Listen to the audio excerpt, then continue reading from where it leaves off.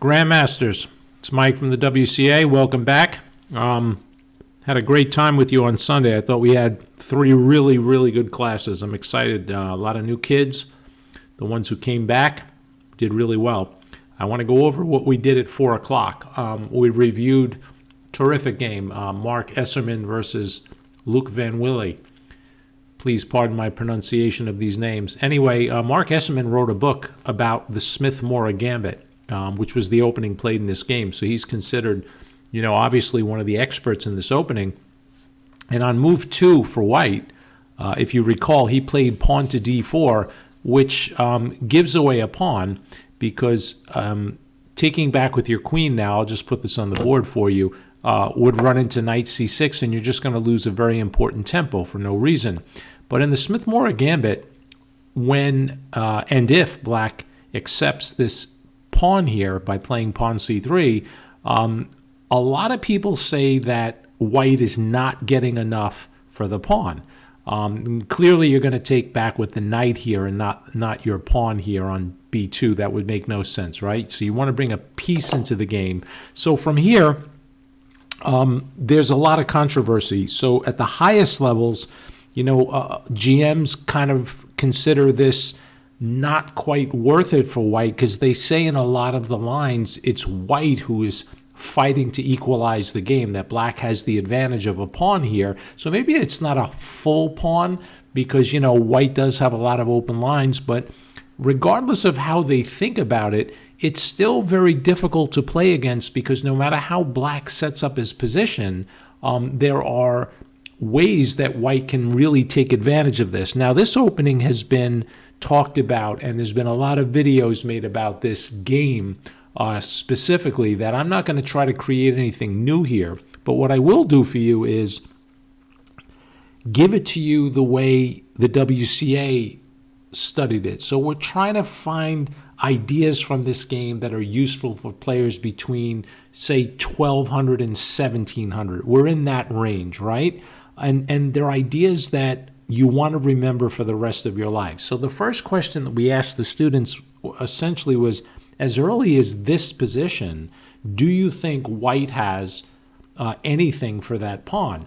Well, try to recall also that you guys are all tournament players. So if you're a tournament player and you see that every one of your pieces, and I'll toggle them to give you an idea of what I'm talking about, can come out quickly, and you're going to be able to castle, that really is worth a lot. So, don't get hung up on the theory of this opening at your level. Get into the spirit of it to see if it's worth it. So let's go through a few moves. After knight c6, knight f3. Now, knight f3 is played almost 100% of the time in this opening. It's kind of hard to imagine anywhere else that this knight can go.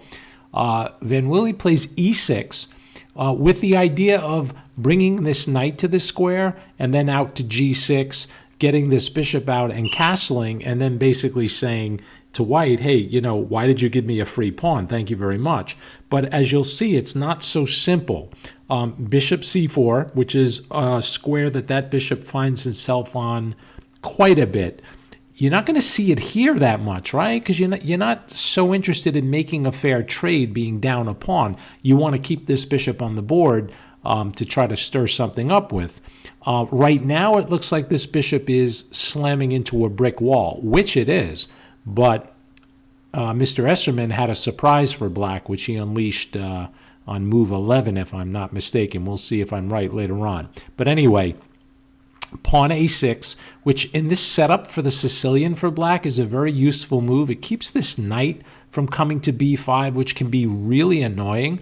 Many times in the Sicilian, because the c-pawn has been moved, black will put the queen on that square, which is another problem against the Smith-Morra Gambit because hopefully you can see this highlight I put on. The c-file is open for white and black. It's a wide open file. In most Sicilian defenses, white has a c-pawn here, which lets this king castle on that side of the board and allows the queen to comfortably sit on this square in some lines. In the Smith-Morra Gambit, white probably not going to castle this way, won't live too long without any protection. And you'll see that the queen, if she ever is on c7, can become very uncomfortable, especially if a rook can get to c1. Okay, so I hope that makes sense to you guys. So a6, this pawn move here, is useful for keeping that knight out from hitting the queen, and also clearly to prepare the move b5, which will hit this bishop and drive it away. Okay, castles for white. No need to explain that. If you're going to play the Smith-Morra Gambit at the level that we're talking about, between 12 and 1700, let's say, and by the way, I highly recommend that you give it a whirl if you're familiar with some of the ideas, because you'll have a lot of fun, aside from, you know, hopefully winning a few chess games. Castling is played almost exclusively here. So you see the basic moves are in, knight f3, bishop c4, and castling. And pardon that whistling in the background. It's my computer kind of bugging out, and it sounds like a tea kettle. Some, I don't know, whatever that means. So now black goes into his system. He played knight g to e7. His idea, again, is to put this knight on g6 and bishop out and castle.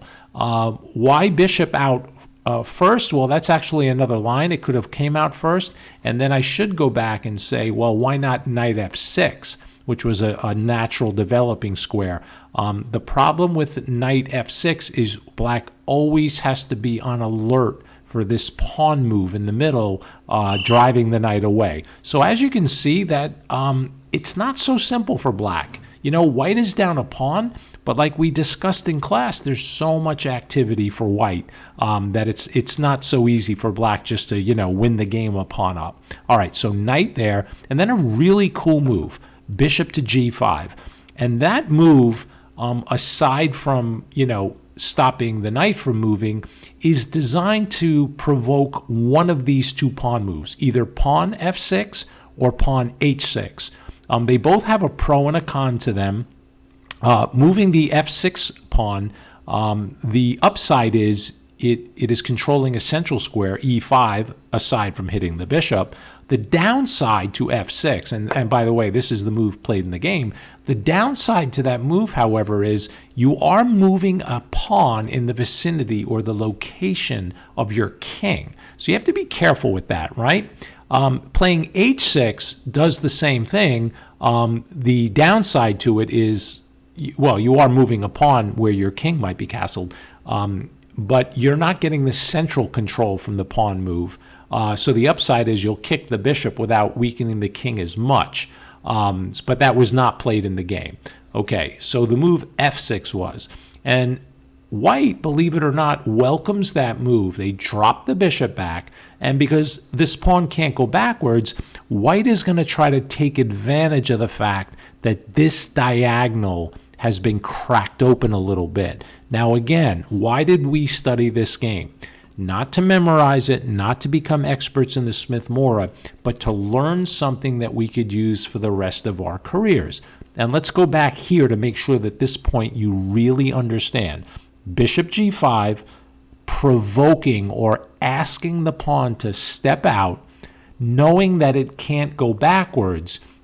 Once you see that your opponent has weakened some squares, especially in the king's position, always look to take advantage of that, even if it means sacrificing material. Okay, I'll repeat that. Even if it means sacrificing material. Bishop runs away. Black continues with his plan. And now a move that, when you first see it, I know Fischer played this type of move in a lot of his Sicilian games with white, is without being asked or being chased away, white plays the move bishop to b3. I'll give you one reason for now, because I don't want to give too much information on every move, because there's so much that happened in this game. But let's just try to understand tactically why it might be a good idea.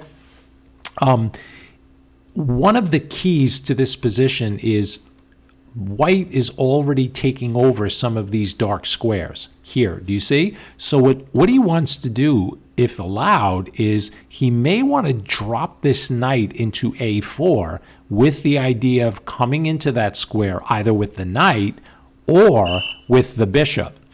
If your bishop is on c4, so let me put it back here, and you try to run in there with your knight too quickly, you're probably going to get hit with b5, which is a fork. Your knight can jump in, hitting the rook and the bishop up at the top, but because this bishop is being attacked, it creates more tactical opportunity for black. So what Esserman does is, and it's only one of the reasons, again, he's dropping his bishop back so that this move is actually really annoying.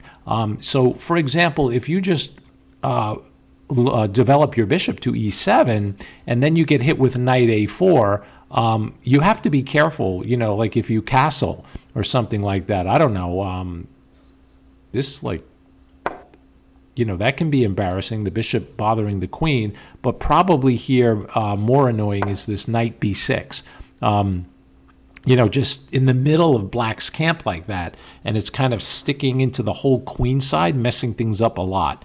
Okay, so he prevents it by playing the move pawn to b5. And it's at this point, we're on move 11 for white, that Esserman hits black with a real shocking move. But it turns out, if you study this opening, this is almost like a normal move in the Smith-Morra. Okay, you're down a pawn. How about being down a whole piece? Yeah, look at that, knight to d5. It's like, what? How can you play chess this way? Well, if you don't take it, you have to be careful. This move could be really annoying. I think that wins the queen, doesn't it? If I could play bishop to b6, where's she's going? Big Mama's trapped. So that's not good, right?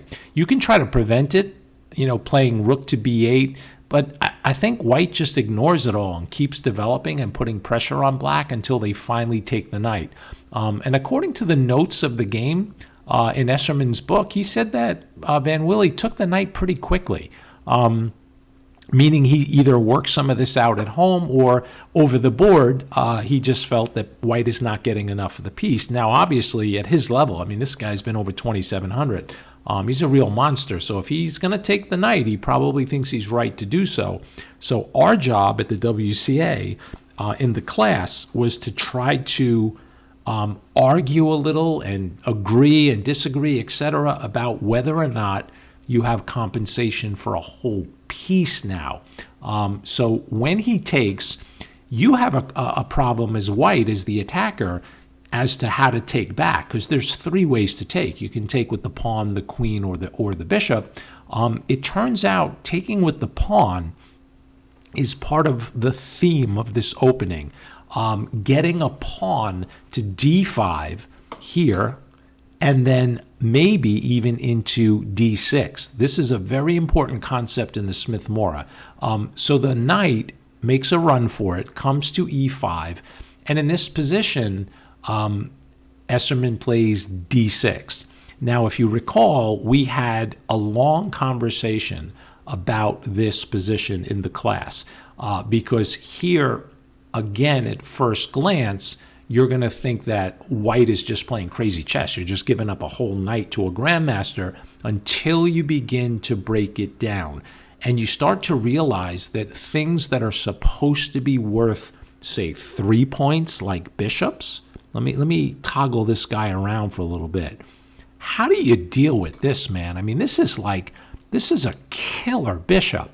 The entire black king side is kind of stuck. The rook can't come to g8. It'll hang to the bishop. The bishop can't come out without getting captured.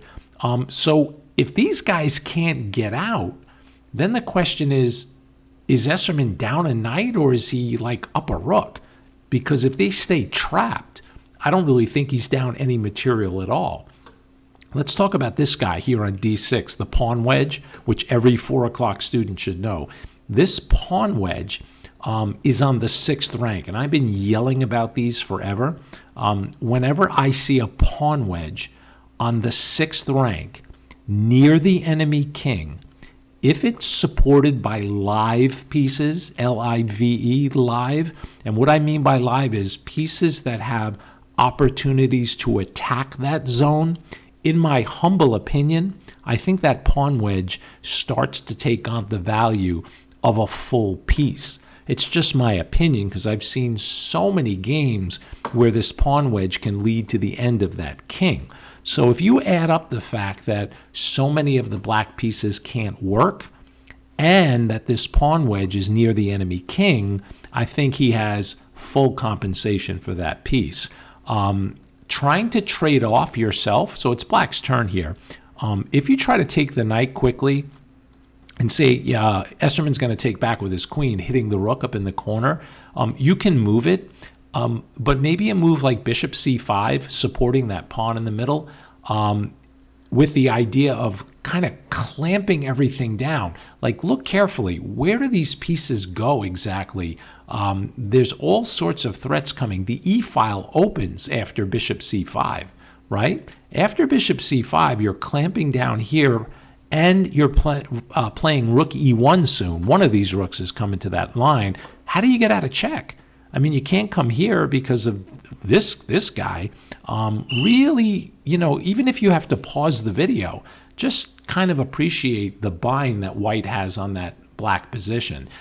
So black was not interested in trading, bringing the queen to this square. So what he did instead is he played bishop to b7, very logical, natural move. Now taking on this square could be very different because you're going to shatter the pawns in front of the king. The e-file will stay closed. That could be a big threat. And it was here that we talked about breaking one of the rules in chess that says when you're behind in material, you probably shouldn't trade down. So it's kind of funny that here, let's go back, in this position, it's black's turn. They're up a knight. They're up a whole piece. So for them, trading is normally good. So you would think that this knight would take. But it turns out it's not good. Oh, I'm sorry, I have the wrong position. There we go. It's in this position, it's black's turn, that taking this knight turns out not to be good. But you're going to say, wait a minute, I'm up a piece. I should trade down. Not good. And here, it's white who's down the piece who said, I am going to trade a piece down. The reason is taking back either way gives white something else. So let's look at the two ways to capture. If you take with the knight, which is the most logical, you centralize your knight, you get it in the middle of the board, and more importantly, you keep this pawn structure pretty solid because it's near your king. But that runs into like rook e1. And it's like, well, big deal. It is a big deal when you start to realize that black is running out of moves. You can't castle, you can't move your dark square bishop easily. What do you do exactly? This file opens up like a move like f4, kicking the knight, discovered checks start coming in, like here, winning the queen, etc. This is bad news for black. So he simply took back with his pawn. So let me go back and show you. There's your trade, and that's the recapture, okay? And Esserman's idea is kind of revealed here now. I love this idea when you see it for you guys. Like, let's think about, again, walking away from this video, which is going to be longer than most of the previous ones. Let's walk away with learning some ideas, again, that we can hold for the rest of our life. If you were asked in this position, or better yet, how about this position, which is white's worst piece or least effective piece? Some of you might say, and I think I'd agree with you, it might be the rook on f1, because temporarily I could go there, you know, at some point, clearly. But right now, it's not doing all that much. Like, this guy seems to have a natural square on c1. But what Esserman does by trading, it turns out tactically that after the move f4, more lines are going to open up, bringing that rook that was kind of quiet a few minutes ago, like steaming and flying into the game. So use those ideas in your own games. It doesn't have to be a Smith-Morra. It could be any opening. If you see a piece of yours that doesn't have that much going on, open it up, even if it means giving away a pawn, which you're not doing here. Actually, it's the opposite. Taking this pawn here is kind of poisonous. My favorite way to take, the poisonous way, would be if you take with a knight. And again, the most logical way, you keep this pawn here on e5 guarding the king, or at least sort of guarding the king, But that runs into, do you remember? You can stop your video and try to calculate this as deeply as you can, but black is cooked. Queen h5. Ouch. You can't take the queen. It's like, yeah, I can. It's hanging. No, you can't, because if you take the queen, it's mate in one. Can you see it? That's checkmate. I don't want to move the pieces. You guys should be able to see all this stuff in your head. So you can't take the queen. So the only way out of check then is to play g6, and then queen takes e5. The only way to get out is to block with the knight, and then the queen takes the rook, and the game is over because you have major, major threats up here on f8. So I'll just give you an idea. If rook c8, you can give up your queen again, and this time the knight has to take, and here you have the move bishop f7 mate. That's really cool. In class, if you recall, after knight f8, I showed you another line here. Let's say you missed the mate in one. I told you I had mate in three once, 4 different ways, and I played it the 5th way, which hung a whole rook, and I lost. That was really embarrassing, but you know what happens sometimes? It's like you're not used to giving up your queen or whatever the case. So let's say you get into this position and, you know, you take the knight with the rook. It's like, oh no, I just lost the game. Well, no, you didn't. You're still going to checkmate black. How funny is that? King has to take. And see if you can work out the checkmate yourself from here. Really cool lines. One of them, or the main one here, is just check the king with the bishop. Only one move. King e8. I mean, look at this bishop. I love this piece. What a monster. King e8. Rook comes to e1 check. Big Mama has to block. You take her, check. King goes to the corner. And here you can do so many things. You can take this pawn, and there's no way to stop checkmate. That's like, you know, a crushing move. And another line here that one of my students showed me is he just likes bishop f7. Oh, goodness, look at that new variation popping up on the board. I have to tell ChessBase that my student is going to get away with that move. Yeah, this is another really good move because you can't stop this. This is coming. Really bad news. So let's go back. After f4, you better not take that pawn. You could take here with, I think I showed you the, oh, here we go. I'm sorry, guys. After f4, right. I showed you what happened if you take with the knight. If you take this with the pawn, again, the problem is the bishop is going to move somewhere. And then what do you think the problem is for black? Let me just take it kind of off the board. You see here, this open line? Yeah, not good. You can figure out all that stuff yourself. So when Escherman played f4, black is kind of desperate now, and he plays queen f6, walking into this attack from the rook, but his idea was to try to save his king, to give his king a square, and Escherman takes, and queen takes. And here, really advanced tactics start to take over. And again, I know this is a long video, so if you need to watch this in 2 parts or whatever you need to do, that's fine, but it's filled with so much instruction. Here's another key point. Try to remember when you're in a position where it seems the entire board is filled with active pieces, at least from your side, right? Look at white. Every piece is either directly attacking the other side of the board, or like this guy down here is only one move away from doing something really powerful. I mean, you know, your queen is going to move someday. This rook is going to move. This bishop's going to move. And when those pieces move, every single one of these lines open, which means this rook on a1 is just one step away from doing something very powerful, right? Every piece you have is really active. Look at black. It's the opposite. This becomes what's known as a sharp position, especially for black. I mean, black, they're lost here primarily, but you might not know you're winning in one of your games. So you have to kind of feel this stuff. So remember the advice.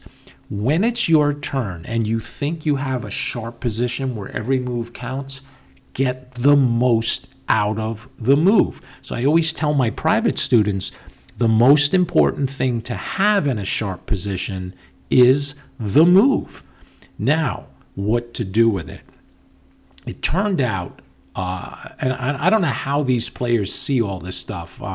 It's really a cool idea. He finds the move bishop g5, which threatens checkmate. Can you see the mate in one if black's not careful? It's bishop f7, checkmate. So this bishop on g5 cuts the king's escape square off, which was black's whole idea, right? So it turns out in this position, he had to give a piece away here to avoid being mated. Now, obviously, you're going to say, well, why couldn't I just take the bishop? You could, except you run into queen e1 check. And no matter how you block that check, you're probably not going to block with your queen, right? Not with this pawn on d6. So if you block with your bishop, for example, then you get hit with check. If you come to f8, you're walking into discovered checks with the bishop, so you're going to lose a few things before you get mated. If you run this way, you won't lose anything else, but you'll get mated. Ouch. Amazing. So after bishop g5, you don't want to take that queen. Queen e1 is just a killer. I hope you guys can see that. And again, if you don't believe me, that's fine. I know Josh never believes me, but you can just go over this yourself at home. Okay, so bishop g5, there's only one way to stop the mate. You have to give something back. So now white's going to get his piece back and still all the pressure. So another very instructive move. Bishop f7 first, giving black a chance to go wrong, putting his king underneath, and then you can take the knight with check or move away and create a mating net, or go to d8, which is what black did. So why did he throw the check in? Because now when you take this, it's check, and black doesn't get to do what he wants. You get to play a move with check. Knight took, and another sort of quiet move, but it's not that quiet because queen on d2 is looking at this diagonal, among other things, and opening up the file for you-know-who on a1. So black continued his journey, trying to cover up his king.